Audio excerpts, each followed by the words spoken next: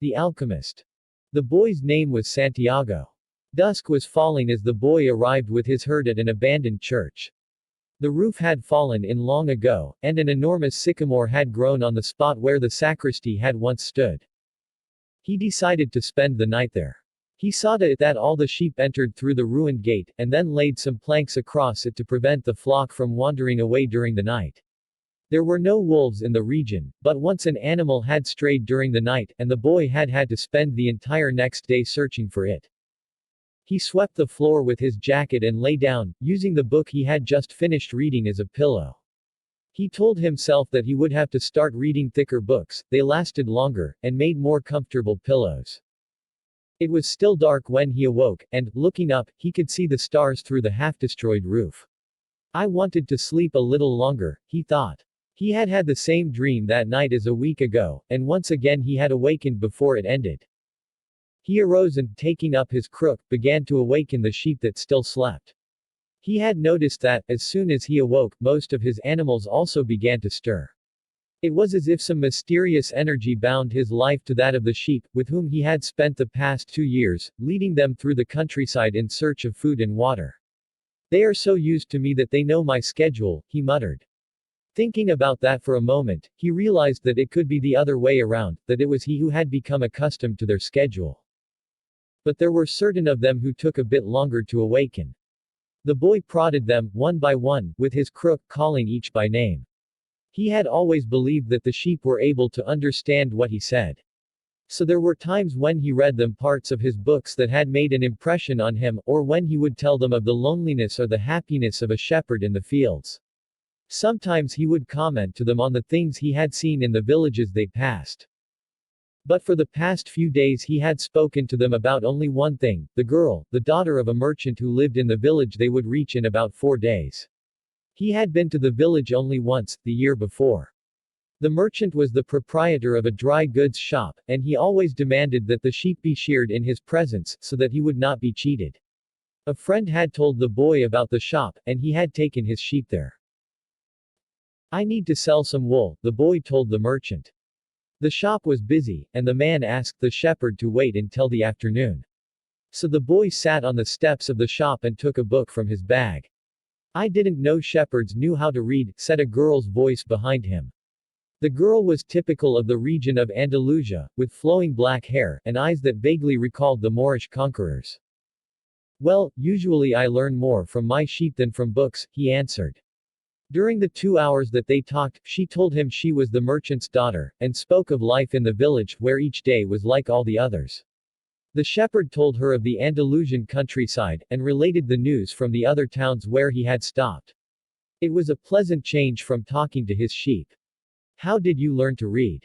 The girl asked at one point. Like everybody learns, he said. In school. Well, if you know how to read, why are you just a shepherd?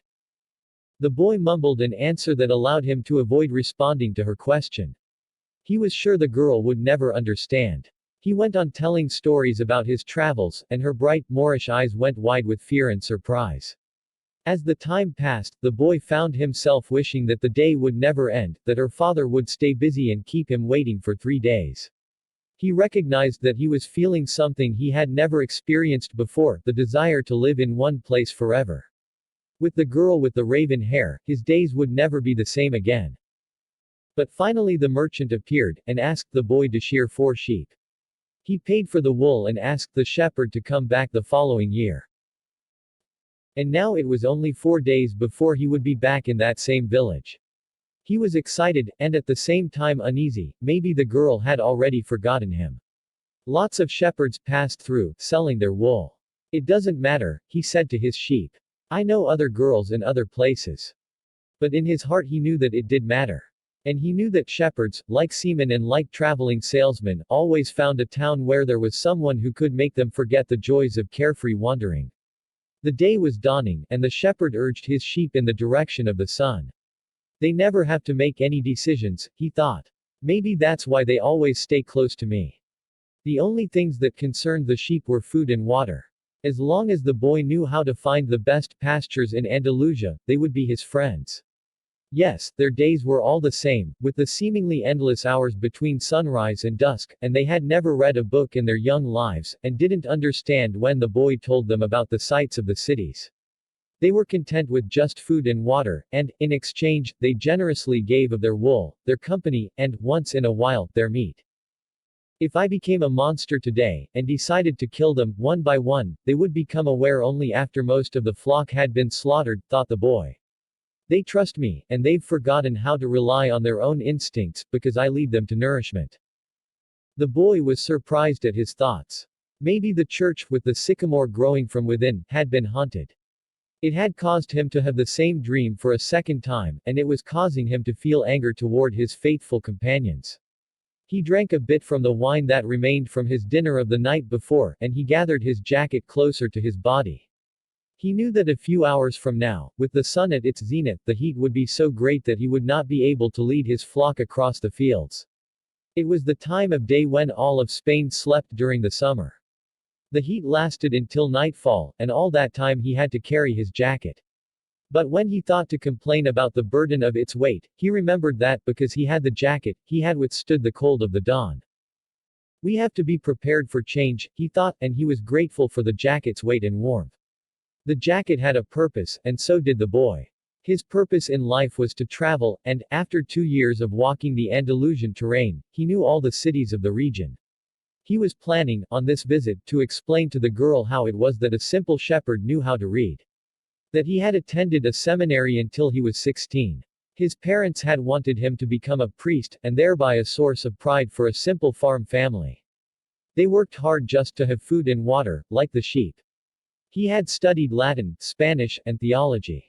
But ever since he had been a child, he had wanted to know the world, and this was much more important to him than knowing God and learning about man's sins. One afternoon, on a visit to his family, he had summoned up the courage to tell his father that he didn't want to become a priest. That he wanted to travel.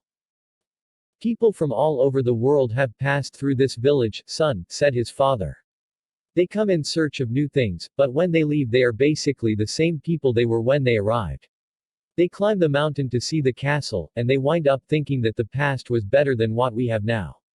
They have blonde hair, or dark skin, but basically they're the same as the people who live right here. But I'd like to see the castles in the towns where they live, the boy explained. Those people, when they see our land, say that they would like to live here forever, his father continued. Well, I'd like to see their land, and see how they lived, said his son. The people who come here have a lot of money to spend, so they can afford to travel, his father said. Amongst us, the only ones who travel are the shepherds. Well, then I'll be a shepherd. His father said no more. The next day, he gave his son a pouch that held 3 ancient Spanish gold coins. I found these one day in the fields. I wanted them to be a part of your inheritance. But use them to buy your flock. Take to the fields, and someday you'll learn that our countryside is the best, and our women are the most beautiful. And he gave the boy his blessing. The boy could see in his father's gaze a desire to be able, himself, to travel the world, a desire that was still alive, despite his father's having had to bury it, over dozens of years, under the burden of struggling for water to drink, food to eat, and the same place to sleep every night of his life. The horizon was tinged with red, and suddenly the sun appeared. The boy thought back to that conversation with his father, and felt happy. He had already seen many castles and met many women, but none the equal of the one who awaited him several days hence. He owned a jacket, a book that he could trade for another, and a flock of sheep. But, most important, he was able every day to live out his dream. If he were to tire of the Andalusian fields, he could sell his sheep and go to sea. By the time he had had enough of the sea, he would already have known other cities, other women, and other chances to be happy. I couldn't have found God in the seminary, he thought, as he looked at the sunrise. Whenever he could, he sought out a new road to travel. He had never been to that ruined church before, in spite of having traveled through those parts many times. The world was huge and inexhaustible, he had only to allow his sheep to set the route for a while, and he would discover other interesting things. The problem is that they don't even realize that they're walking a new road every day. They don't see that the fields are new and the seasons change. All they think about is food and water. Maybe we're all that way, the boy mused. Even me, I haven't thought of other women since I met the merchant's daughter. Looking at the sun, he calculated that he would reach Tarifa before midday. There, he could exchange his book for a thicker one, fill his wine bottle, shave, and have a haircut. He had to prepare himself for his meeting with the girl, and he didn't want to think about the possibility that some other shepherd, with a larger flock of sheep, had arrived there before him and asked for her hand. It's the possibility of having a dream come true that makes life interesting, he thought, as he looked again at the position of the sun, and hurried his pace. He had suddenly remembered that, in Tarifa, there was an old woman who interpreted dreams.